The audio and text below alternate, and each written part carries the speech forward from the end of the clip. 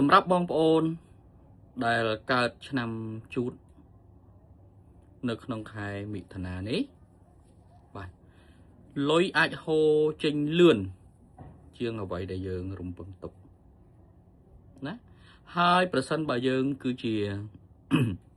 អ្នកដែលចូលចិត្តចាយលុយតាម ចិត្តយើងចង់បានបាទទម្លាក់លេខទម្លាក់ទីតាំងអាហ្នឹងលុយអាចចេញលឿនមែនតើបាទហើយដល់ទៅពេលយើងត្រូវការលុយប្រើប្រាស់នៅក្នុងស្ថានភាពដែលចាំបាច់យើងមានភាពតានតឹងមានសម្ពាធតែហ្នឹងណាបាទ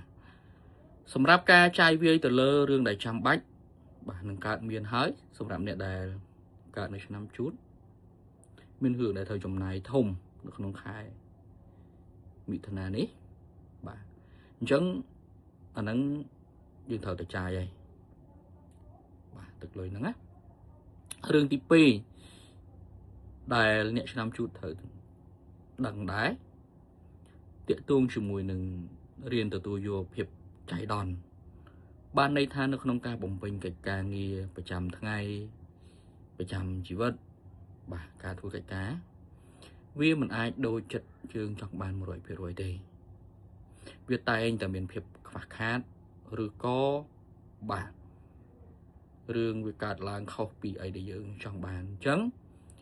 រៀនទទួលយកវាហើយរៀនដោះស្រាយតាមលក្ខខណ្ឌជាក់ស្ដែង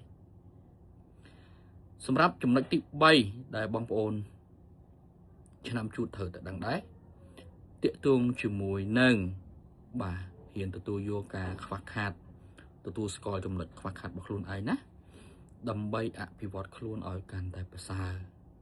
នៅពេលដែលយើងជួបរឿងមិនល្អជួបព្រឹត្តិការណ៍មិនល្អយើងត្រូវសួរខ្លួនឯងថាតើយើងត្រូវឆ្លើយតបបែបណាដើម្បីឲ្យបាទរឿងហ្នឹងបញ្ហាហ្នឹងមានផលប៉ះពាល់ទាបបំផុតបាទហើយបាទទទួលបានរឿងល្អហ្នឹងច្រើនបំផុតហើយតើខ្លួនយើងហ្នឹងបាទអាចកែប្រែឬក៏អភិវឌ្ឍខ្លួនឯងហ្នឹងកន្លែងណាបន្ថែមទៀតណាអាហ្នឹង3ចំណុចធំដែលឆ្នាំជូតត្រូវដឹងបើត្រូវចិត្តបងប្អូនសូមខមមិនពាក្យត្រូវបាទនៅក្រោមវីដេអូនេះហើយកុំភ្លេចចុចបាទ follow page ក៏ដូចជា follow TikTok ដើម្បីទទួលបានការព្យាករណ៍ពីរាសីរបស់សត្វទាំង12ប្រចាំខែហើយបើបងប្អូនមានតម្រូវការរៀបហ្វឹងស៊ុយមើលរាសីឬក៏រើសវេលាល្អផ្សេងអាចធ្វើការទំនាក់ទំនងបាទ